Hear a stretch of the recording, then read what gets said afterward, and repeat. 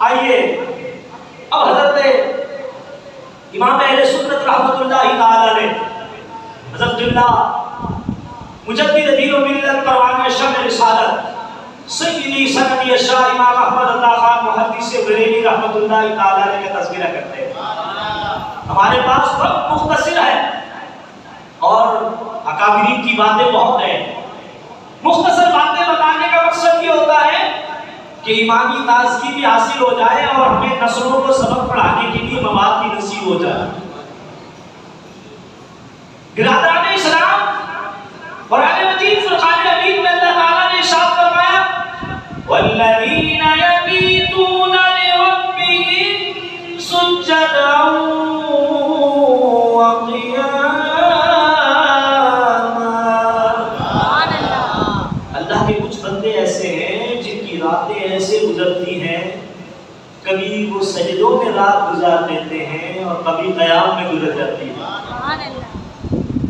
बिरादरान इस्लाम, कुरान मजीद फुरकान हमीद ने जिनकी इबादत की तारीफ की है, ये याद रखिएगा, उन बुजुर्गों की जिंदगी में सबसे बड़ी चीज ये होती है कि वो हमेशा हक बोलते हैं और हक पर अमल करते हैं और हक का साथ देते हैं और हक ही पे दुनिया से चले जाते हैं।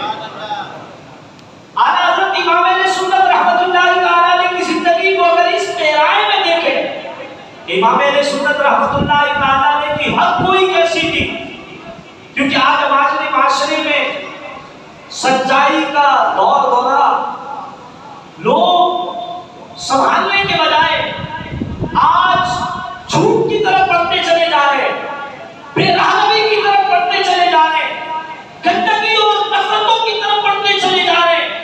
जबकि हमारे इस्लाम ने भी ये सबक पढ़ाया है, ए नबी से मोहब्बत करने वालों, ए नबी से प्यार करने वालों, अगर कामयाबी चाहते हो तो अपने नबी का रास्ता अपना लो, अपने नबी की जिंदगी अपना लो। अल्लाह तुम्हारी जिंदगी को भी खूबसूरत बना देगा, तुम्हारी कब्र को भी खूबसूरत बना देगा, तुम्हारा हश्र भी खूबसूरत बना देगा और हुजूर के झंडे के नीचे जगह भी अता फरमा देगा। आला हज़रत इमाम अहले सुन्नत रहमतुल्लाहि तआला अलैह की हर कोई का आलम क्या था।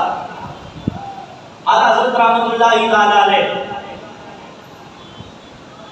जिस इलाके में रहते थे उसे कहते हैं बरेली शरीफ। क्या कहते हैं? ऊंची मोहल्ला सौदा के नाम उसका नाम है, स्पेशली उस इलाके का नाम। हमारे इलाके का नाम है नाम कराची, लेकिन इस इलाके का स्पेशली नाम है 5C। जिसे नहीं पता वो ना बोले। इस इलाके का स्पेशली नाम है 5C4। इसी तरह आला हज़रत बरेली शरीफ के जिस मोहल्ले में रहते थे उस मोहल्ले का नाम था मोहल्ला सौदागराम। क्या नाम था? आला हज़रत फरमाते हैं कि मेरे शहर में एक मजदूर रहा करते थे और एक दिन बुजुर्ग तशरीफ लाए और आकर कहने लगे, अहमद रजा, हमें सारी जमीन पर हुजूर अलैहिस्सलातु वस्सलाम की हुकूमत नजर आती है, पर आसमानों पर हुकूमत नजर नहीं आती। आला हज़रत इमाम अहले सुन्नत रहमतुल्लाहि तआला अलैह ने जब ये बात सुनी, आप फरमाने लगे, बुजुर्गों, आप जो जुमला फरमा रहे थे वो दुरुस्त नहीं है। सच ये है कि जमीन पर भी हुकूमत रसूलुल्लाह की है और आसमान पर भी रसूलुल्लाह की हुकूमत है। उन्होंने फिर जुमला दोहराया, कहा अहमद रजा, नहीं, जमीन पर तो हुकूमत है रसूलुल्लाह की, पर आसमानों पर नहीं दिखाई देती। अल्लाहु अकबर। दोस्तों, बुजुर्गों, जवानों, आला हज़रत इमाम अहले सुन्नत मुजद्दिद दीन व मिल्लत परवाने शम्स रिसालत सय्यदी सनदी शाह इमाम अहमद अल्लाह खान मुहद्दिस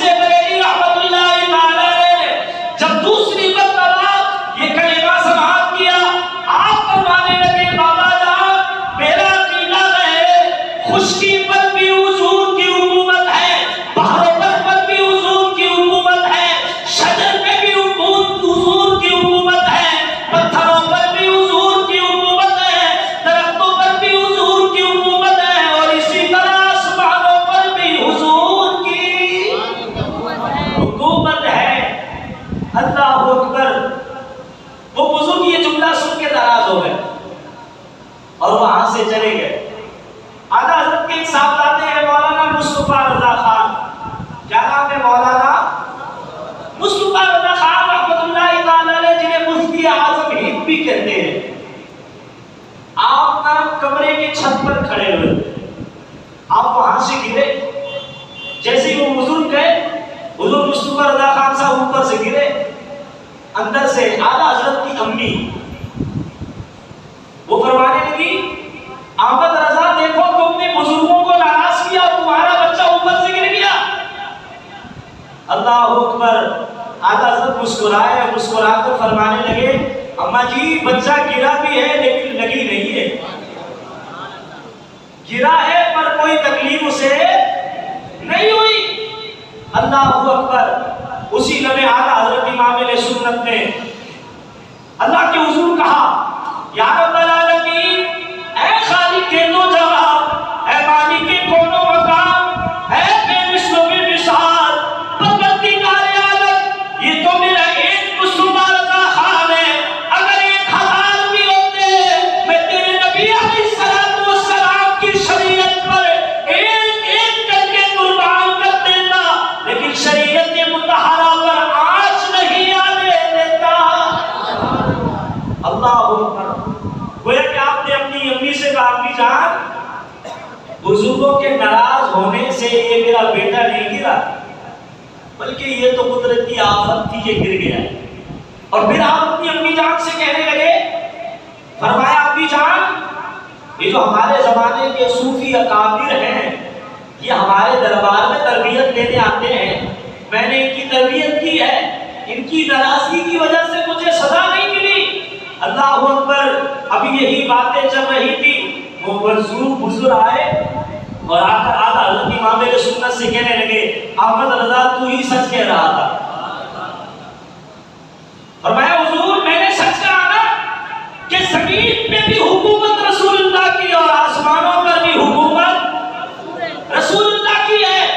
इमाम तिर्मिज़ी रहमतुल्लाहि तआला अलैह ने एक हदीस मुबारक को बयान किया, लबे मुस्तफा को जुबिश हुई, रहमत के फूल बिखरने लगे, मेरे आका अलैहिस्सलातु वस्सलाम ने इरशाद फरमाया, अल्लाह ने ज़मीन पर भी मेरे लिए 2 वज़ीर बनाए हैं और आसमानों पर भी मेरे लिए 2 वज़ीर बनाए हैं। ज़मीन वाले वज़ीरों को अबू बकर और उमर कहते हैं, आसमान वाले वज़ीरों को जिब्रील और मीकाईल कहते हैं। अल्लाह अकबर। आला हज़रत इमाम सुन्नत ने एक मकाम पर सरकार की हुकूमत का तज़किया और फरमाते हैं, सरे अर्श पर है तेरी नजर, दिल फर्श पर है तेरी गुज़र, सरे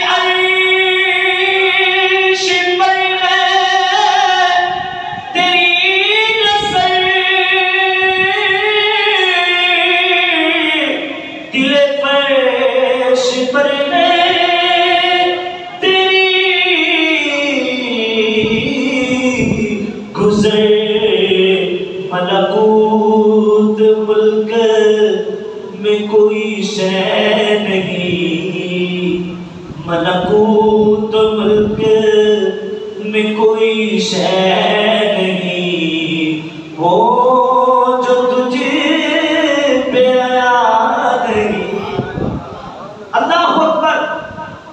दोस्ताने गिरामी, आला हज़रत इमाम अहले सुन्नत रहमतुल्लाहि तआला अलैह ने उम्मत को यह पैगाम दिया, लोगों याद रखना, अगर कभी अकीदे की बात आए और तुम्हारे बुजुर्गों से जुबान से कोई गलत जुमला निकल जाए तो उसको अकीदा नहीं बनाना, हमारा अकीदा वही होना चाहिए जो रसूलुल्लाह ने अता फरमाया। अल्लाह अकबर। आला हज़रत इमाम अहले सुन्नत रहमतुल्लाहि तआला अलैह अभी 18 और 19 साल के होंगे और आपके वालिद साहब ने क्योंकि आपको 13 साल की उम्र में कहा, आज के बाद दारुल इफ्ता आप चलाएंगे। आपने कहा ठीक है बाबा जान, आपका हुक्म सराखों पे, और आप दफ्तर में बैठकर फतवा तहरीर फरमाया करते थे।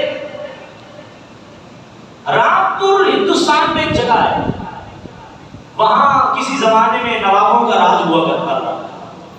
वहां के नवाब साहब को एक मसला पेश आया और उन्होंने वो मसला अपने इलाके के सबसे बड़े मुफ्ती साहब हज़रत क़िबला मुफ्ती इरशाद अहमद मुजद्दिदी रहमतुल्लाहि तआला अलैहि से डिस्कस किया और उसकी हुजूर इस मसले का कोई तसल्ली बख्श जवाब दीजिए। मसला कुछ इतना गंभीर था कि उस मसले के जवाब पर नवाब ने रिक्वेस्ट की कि हजरत अगर आप पूरे अपने एरिया के उलमा के दस्तखत करा दें, ये बड़ा कमाल हो जाएगा। हज़रत क़िबला मुफ्ती इरशाद अहमद मुजद्दिदी रहमतुल्लाहि तआला अलैहि ने फतवा लिखा, तमाम अपने इलाके के मुफ्तियां ने निज़ाम को फतवा भेज दिया। अब जब फतवा सबके पास पहुंचा तो सबने यही समझा कि भाई बड़े मुफ्ती साहब हैं और माशाल्लाह बहुत उम्दा फतवा देते हैं, चलो भाई साइन कर देते हैं। उन्होंने साइन कर दिया। नवाब साहब का जो एलची था, जो कासिद था, वो खत लेकर आला हजरत के वालिद मौलाना नकी अली खान अलैहि रहमतुल मन्नान की खिदमत में पहुंचा और आकर कहने लगा, हुजूर मैं आपका बड़ा नाम सुन के आया हूँ, रामपुर के नवाब साहब ने ये मसला हजरत अल्लामा मुफ्ती इरशाद अहमद मुजद्दिदी रहमतुल्लाहि तआला अलैहि की खिदमत में पेश किया। उन्होंने उस सवाल का जवाब लिखा और फिर तमाम आइम्मा ने, तमाम उलमा ने इसे कबूल किया है। मैं आपकी खिदमत में लाया हूँ, आप भी इसे एक मर्तबा मुलाहिजा कीजिए और इस पर दस्तखत कर दीजिए। आला हज़रत रहमतुल्लाहि तआला अलैहि के वालिद गिरामी फरमाने लगे, भाई बात ये है, हमने तो फतवा देना आजकल छोड़ दिया है, आजकल ये काम दूसरे मुफ्ती साहब करते हैं। आप ऐसा कीजिए, सामने तशरीफ ले जाइए, वहां मुफ्ती साहब तशरीफ फरमा होंगे, आप उनको सवाल दीजिए, वो जवाब देखेंगे, मोहर लगाएंगे, भिजवा देंगे। अल्लाहु अकबर।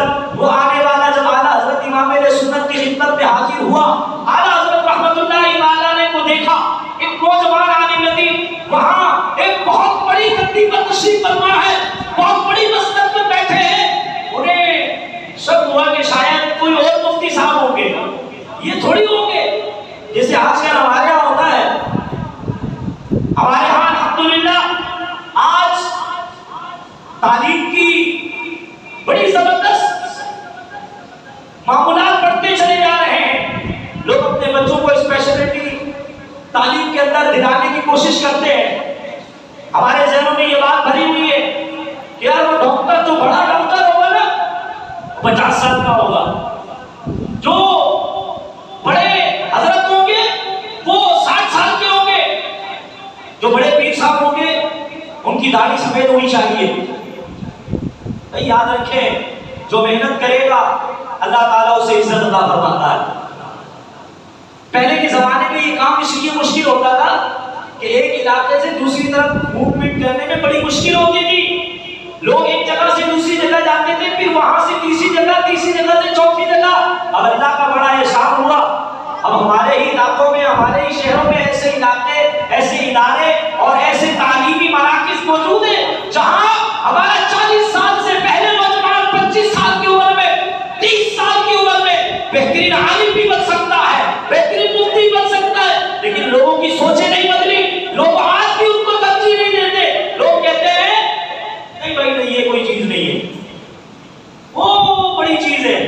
यकीनन जो हमारे बुजुर्ग हैं वो तो बहुत आला चीज है, लेकिन जिन्होंने आज के दौर में कामयाबी हासिल की उन्हें भी हमने एप्रिशिएट करना है, उन नौजवानों को भी आगे लाना है।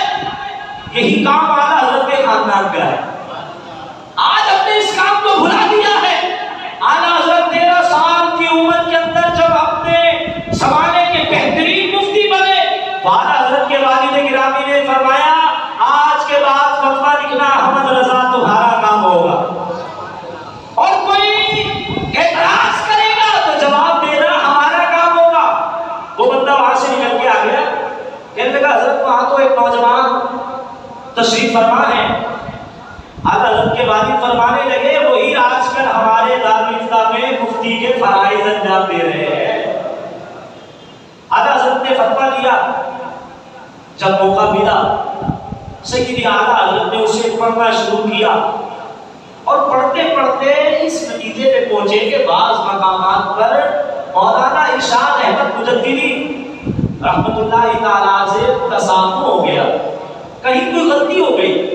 आपने वहां पर नोट लिखा और दूसरे पेपर पे आपने जवाब लिखा। आपने अपने वालिद गिरामी मौलाना नजीर अली खान को पेश किया।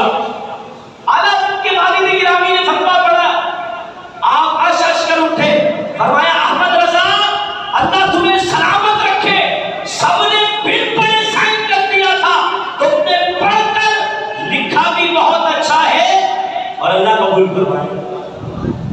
आपने मोहर लगाई और रामपुर भेज दिया।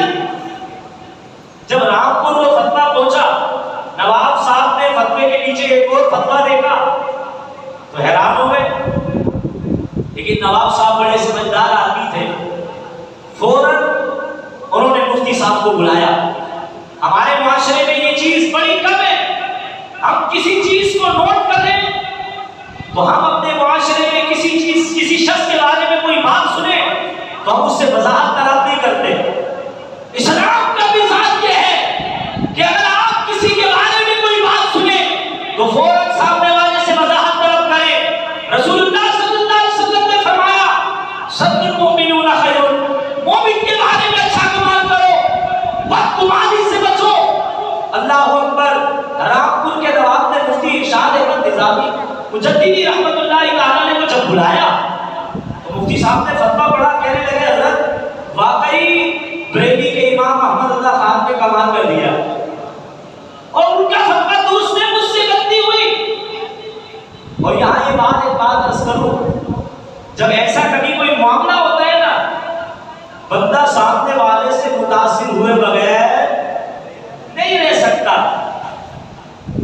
किसी भी नए बंदे की कोई ऐसी बात बंदा सुनता है जो उसकी समझ में, उसकी फिक्र में कभी भी ना हो, इंसान उससे बड़ा मुतासिर होता है। रामपुर के नवाब साहब ने मुफ्ती इरशाद साहब से कहा, हुजूर अब तो अहमद रजा से मिलना पड़ेगा, देखे तो सही ये शख्सियत है कैसी। और अल्लाह का करना ऐसा हुआ कि आला हजरत की शादी भी रामपुर में हुई, आपका ससुराल भी रामपुर में था और आपके ससुर गवर्नमेंट नौकरी किया करते थे, नवाब साहब के ताल्लुकात थे। आपने पैगाम भेजा आला हजरत के ससुर को कि जब अहमद रजा खान आपके यहाँ तशरीफ लाए तो हमें भी मुलाकात का शर्त अदा कीजिएगा। अल्लाहु अकबर। दोस्तों, बुजुर्गों, नौजवानों, आला हजरत इमाम अहले सुन्नत मुजद्दिद दीन व मिल्लत परवाना शब रिसालत सय्यदी सनदी अश-शाइब अहमद रजा खान मुहद्दिसे बरेली रहमतुल्लाहि ताला ने अपनी अहलिया के साथ अपने ससुराल मुलाकात के लिए जब तशरीफ लाए, आपके ससुर कहने लगे, अहमद रजा गुजारिश ये करनी है, हमारे इलाके के नवाब साहब आपसे मुलाकात की इजाजत चाहते हैं।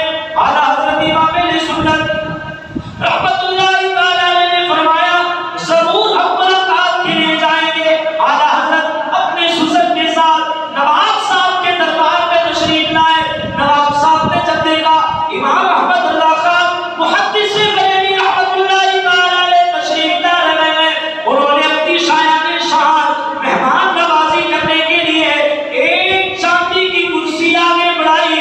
आला हजरत ने फरमाया, नवाब साहब मैं इस कुर्सी पर नहीं बैठ सकता, इसलिए कि मुसलमानों को अल्लाह के रसूल का हुक्म है कि मुसलमान सिर्फ चांदी की अंगूठी पहन सकता है और इसके अलावा चांदी की कोई चीज इस्तेमाल नहीं कर सकता। अल्लाहु अकबर। नवाब साहब तो पहले ही मुतासिर थे और जब हक कोई देखी और शरीयत पर इतना सख्ती से अमल देखा और मैं हुजूर मुझसे गलती हो गई, और उन्होंने फौरन कुर्सी पीछे की और आला हजरत के लिए जो चीज वहां मुहैया थी पेश की। इमाम अहले सुन्नत से मोहब्बत करने वालों, इमाम अहले सुन्नत से प्यार करने वालों, आला हजरत रहमतुल्लाहि ताला की जिंदगी की दो बातों से जो सीखने को मिला वो क्या है? गलतियां इंसानों से होती है। किससे होती है? जिससे गलती नहीं होती वो सिर्फ अल्लाह का नबी होता है। कौन होता है?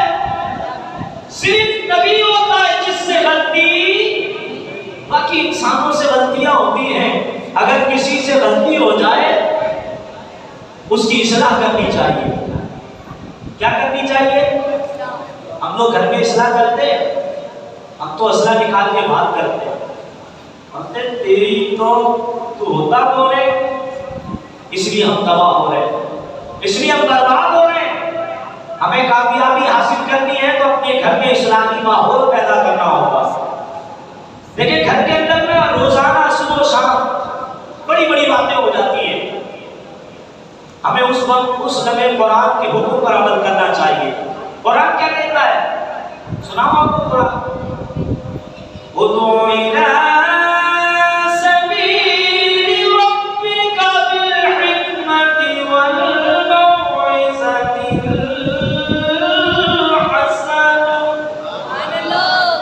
अल्लाह फरमाता है तुम अपने रब की तरफ पक्की तदबीर के साथ, मजबूत बातों के साथ बंदों को बुलाओ और तुम्हारा अंदाज अच्छा होना चाहिए। देखो अब्बा से गलतियां होंगी घर में, क्योंकि अब्बा दीन को सीख रहे हैं। अम्मा से भी गलतियां होंगी क्योंकि अम्मा भी तो दीन सीख रही है ना। और इसी तरह भाइयों से भी गलतियां होंगी, तो क्या करेंगे? इस्लाह करेंगे। क्या करेंगे? कैसे करेंगे? जो बात होगी गाली से आगाज करेंगे, हाथ उठाएंगे। घर में हाथ उठाने का हक माँ बाप को है और इसके अलावा उस्ताद को हक हासिल है कि वो मार सकता है। इसके अलावा तीसरे आदमी को हक नहीं है। भाई भाई पे कभी भी हाथ ना उठाए, नफरतें पैदा होती है। बहनें छोटी बहनों पर हाथ ना उठाएं, नफरतें जन्म लेती है। मुआशरे में कामयाबी के लिए जरूरी है कि जुबान का सही इस्तेमाल करें, अच्छे अंदाज से अपने घर वालों को समझाएं। अब मैं आपको एक मिसाल पेश करता हूँ। आला हज़रत रहमतुल्लाहि तआला ने जब नमाज पढ़ते हैं, सुन्नत पढ़ के मस्जिद में ना दूसरी तरफ लोगों की तरफ मुंह करके बैठ जाते हैं। आप और से देखने में लोग नमाज कैसे पढ़ रहे हैं। आला हज़रत ने एक बंदा मुलाहिजा किया, एक बंदा नमाज पढ़ रहा था, लेकिन जब रुकू कर रहा था तो रुकू में अंगूठे की तरफ देखने के बजाय वो ऐसे सर ऊंचा करके सजदे की जगह पे देख रहा था। तो आला हज़रत रहमतुल्लाहि तआला ने उसकी नमाज मुकम्मल होने का इंतजार किया और नमाज मुकम्मल होने के बाद उसे बुलाया। फरमाया भाई आप नमाज में रुकू कैसे कर रहे थे? उसने रुकू करके दिखाया। फरमाया कि आप ऐसे रुकू क्यों कर रहे थे?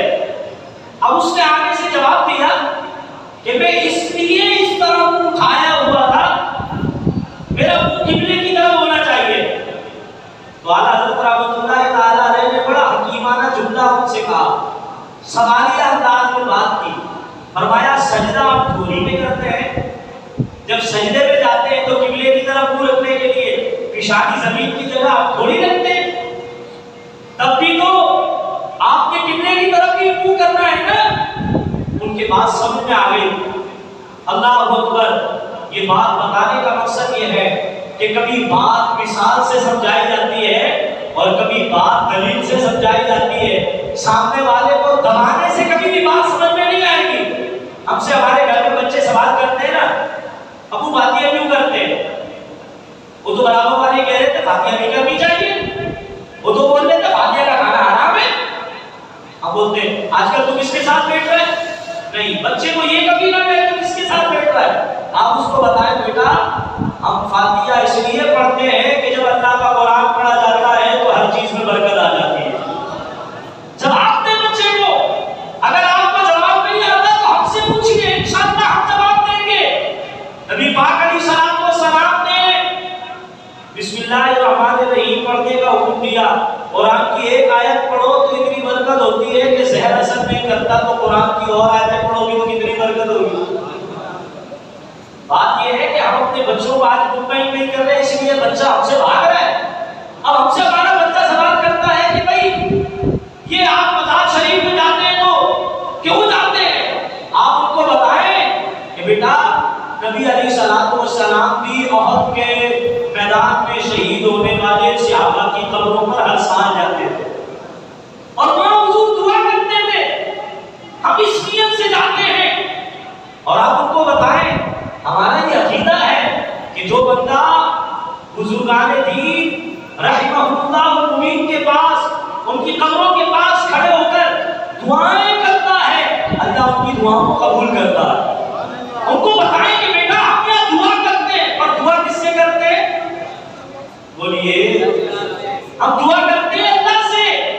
बात यह है कि हम अपने बच्चों को जवाब नहीं देते, हम अपने बच्चों को इधर उधर की बातें करके चुप करा देते हैं, और फिर वही बच्चा कल वो बोली बोल रहा होता है जो अल्लाह उसके रसूल को पसंद नहीं होती।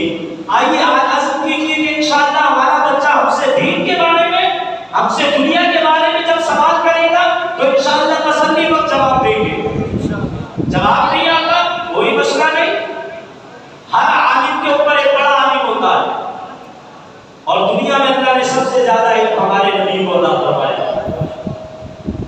हमारे पास किसी सवाल का जवाब नहीं है तो कुरान पे अमल करना है। अल्लाह का कुरान कहता है फस्अलू अहला ज़िक्रि इन कुंतुम ला तालमून।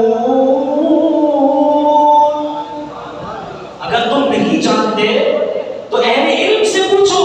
आप आकर मुझसे पूछें।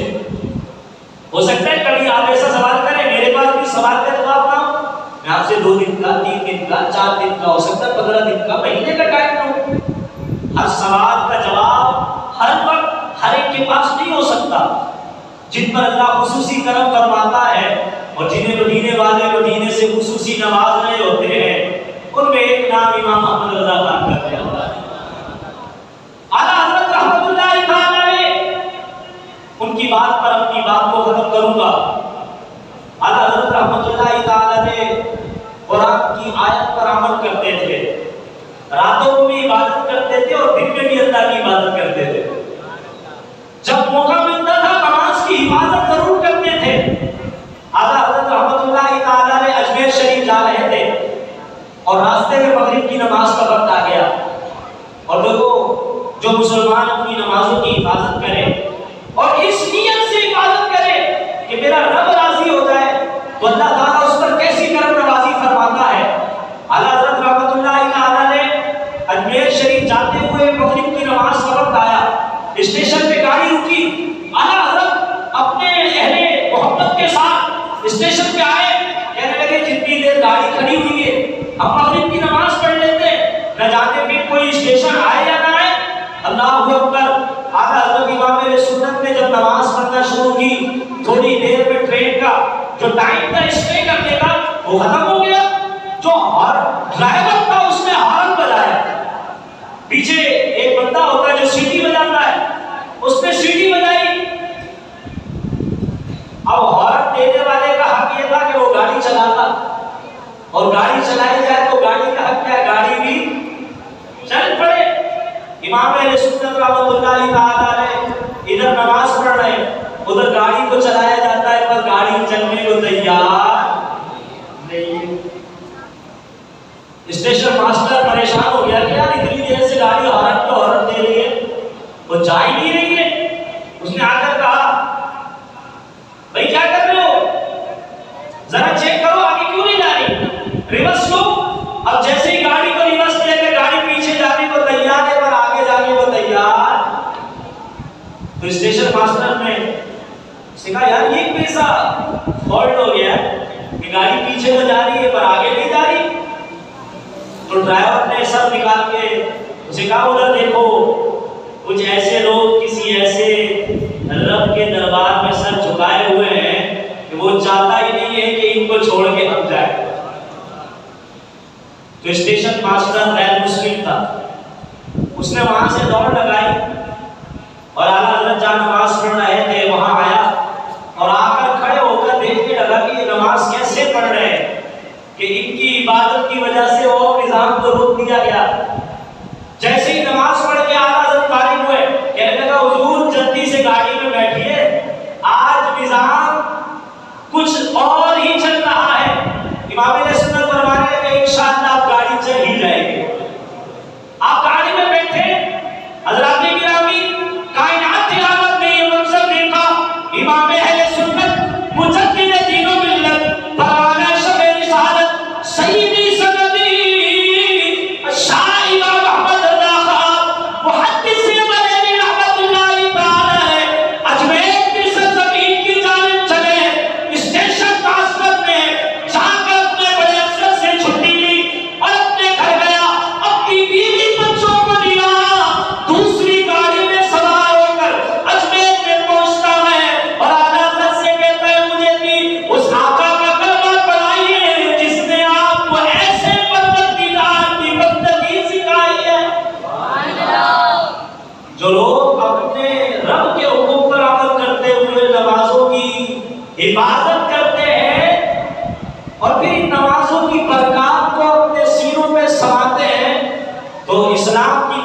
बताती है कि अल्लाह उनकी वजह से गैरों को भी इस्लाम अता फरमा देता है।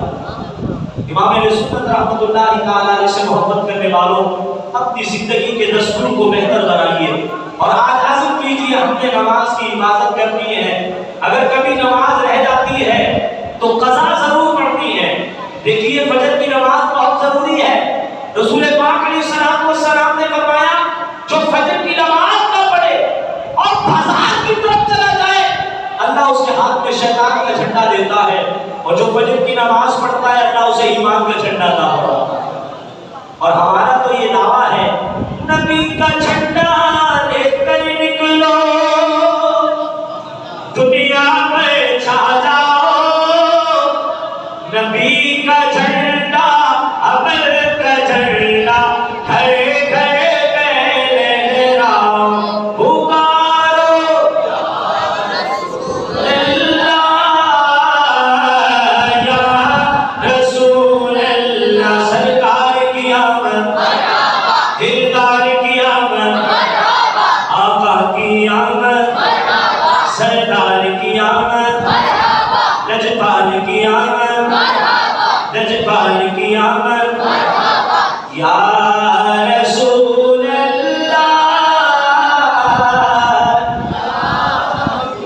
तो इंशाअल्लाह हम नमाजों की इबादत करेंगे और इंशाअल्लाह इस नमाज के बदले में हुजूर के झंडे के नीचे क़यामत के दिन जगह नसीब होगी इंशाअल्लाह। और अभी मिलाद मुस्तफा का महीना आ रहा है, तो इंशाअल्लाह हमने मिलाद का महीना भी शान से मनाना है इंशाअल्लाह। लोग कह रहे हैं कि इमाम साहब महंगाई हो गई है, झंडे लगाए और घर को सजाए। भाई महंगाई होने से न किसी ने खाना छोड़ा, न पीना छोड़ा, न पेट्रोल डलवाना छोड़ा, तो हुजूर की मोहब्बत तो जाने ईमान है, तो हुजूर का मिलाद छोड़ सकते? नहीं छोड़ सकते। जिस तरह हम महंगाई में दीगर चीजों को हम अपनी जिंदगी के अंदर लेके चले, इंशाअल्लाह मिलाद मुस्तफा के महीने में सरकार के मिलाद को उसी शान और शौकत से मनाएंगे जैसे हमेशा मनाते हैं, क्योंकि रहने का यूं ही उनका